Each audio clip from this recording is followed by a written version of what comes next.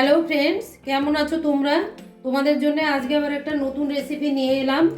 সেটা হচ্ছে ফুলকপির মালাইকারি। ফুলকপির মালাইকারিটা করে খেয়ে দেখবে, দুর্ধর্ষ হয়, মানে যে কোনো মালাইকারিকে হার মানায়। তো তার জন্য আমি কি কি নিয়েছি তোমাদের একটু দেখাচ্ছি। এই যে ফুলকপিগুলোকে এরকম ডুমো ডুমো করে কেটে নিয়েছি, একটু বড় বড় সাইজেরই কেটেছি। আর এখানে নিয়েছি হচ্ছে পোস্ত বাটা 4 চামচ নিয়েছি, একটুখানি ঘরে পাতা টক দই অল্প করে দিলেই হবে। আর এটা হলো অল্প একটু ধনে পাতা, 3টে কাঁচা লঙ্কা। এটা নারকেলের দুধ। আর এটা হলো সাদা সর্ষে 1 চামচ আর কালো সর্ষে 1 চামচ।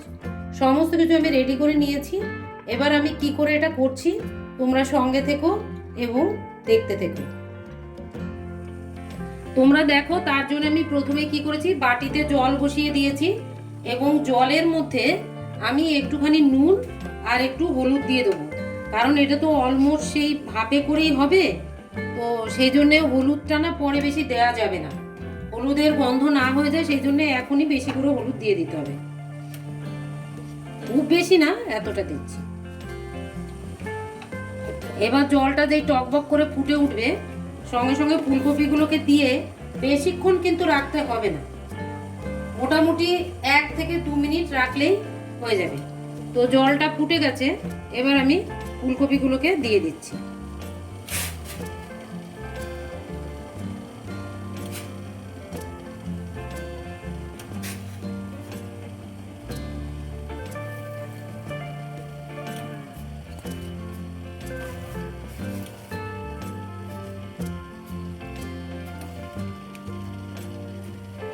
টকবক করে ফুটে উঠে এমনিতেই ফুলকপিগুলো, ওইগুলো উপরের দিকে যেগুলো আছে ওগুলো নিচের দিকে ডুবে যাবে।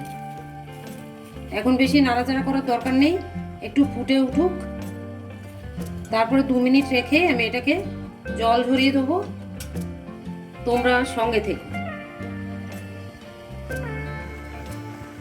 তোমরা দেখো ফুলকপি কেমন ফুটে গেছে এবং 2 মিনিট হয়ে গেছে। এবার আমি এটাকে জল ঝরিয়ে নিচ্ছি। দেখো তোমরা, আমি এটাকে সেদ্ধ করে নামিয়ে নিয়েছি, ফুলকপিটাকে জল ঝরিয়ে নিয়েছি। এবার এটার সঙ্গে আমি সব কিছু মেশাবো। তো জলের মধ্যে তো একটু নুন দিয়েই দিয়েছিলাম, আর একটু পরিমাণ মতো লবণ দিয়ে দিলাম। আর হলুদ আমি আগেই বলেছিলাম যে হলুদ তখনই দিয়ে দিতে হবে, এখন সামান্য হলুদ দিতে হবে, সামান্য একটু হলুদ দিলাম। আর কালারের জন্য একটুখানি আমি কাশ্মীরি লঙ্কার গুঁড়ো দিয়ে দিচ্ছি, অল্প করে, বেশি না, দিয়ে দিলাম। আর যেগুলো আমি সব রেডি করে রেখেছিলাম গ্রাইন্ড করে, সেগুলো এখন একটু আমি আস্তে আস্তে দিয়ে দিচ্ছি। এটা হচ্ছে পোস্ত বাটা, সর্ষে বাটা,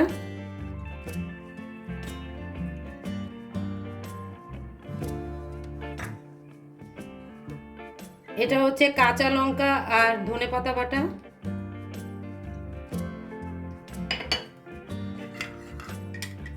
এটা টক দই, আর নারকেলের দুধ আমি এতটা করে নিয়েছি। আমি পরিমাণ মতো মেশাতে থাকবো, আমি এমনি কোনো আর অন্য জল ইউজ করব না, আপাতত এইটুকু দিলাম। আর যেটা দেবো ব্যালেন্স করার জন্যে, চিনি। এবার এটাকে আমি সব একসাথে মেখে নেব।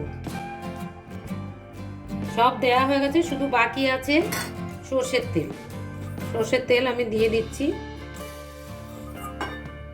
ছোট চামচ তো আমার 2 চামচই ধরে নেবে, আমি 2 চামচ সর্ষের তেল দিয়ে দিলাম।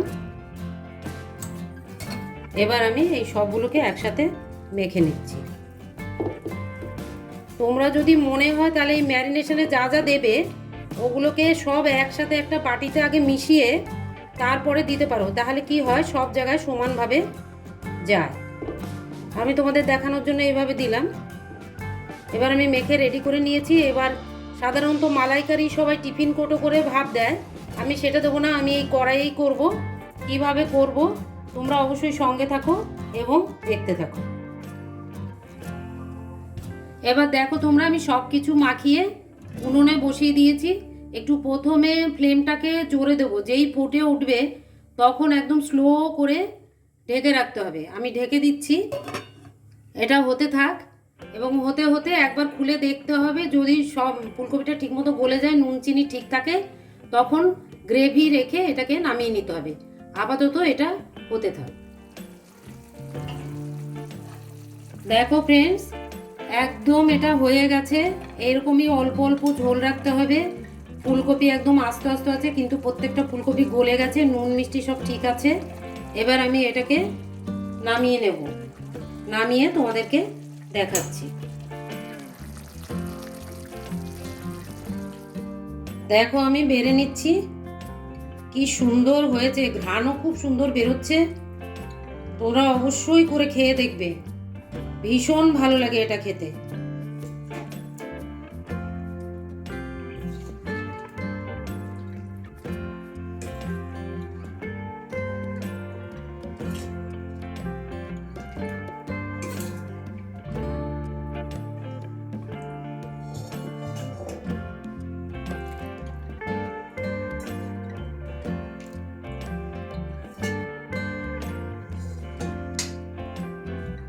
দেখো ফ্রেন্ডস, কি সুন্দর দেখতে লাগছে, যেমনি দেখতে তেমনি খেতেও। তোমরা অবশ্যই করে খেয়ে দেখবে, দারুণ লাগে খেতে। এবং ফুলকপি এত অল্প তেলে এত টেস্টি হতে পারে, অনেকেরই সেই ধারণা নেই। তোমরা অবশ্যই খেয়ে দেখবে, কেমন লাগলো জানাবে। আর আমার দুটো চ্যানেল সাবস্ক্রিপশন করে দেবে, ফিটনেস চ্যানেল লিঙ্কও দেওয়া থাকবে ডেসক্রিপশন বক্সে। তোমরা অবশ্যই ভালো থাকবে। Take care. Thank you for watching. Bye by.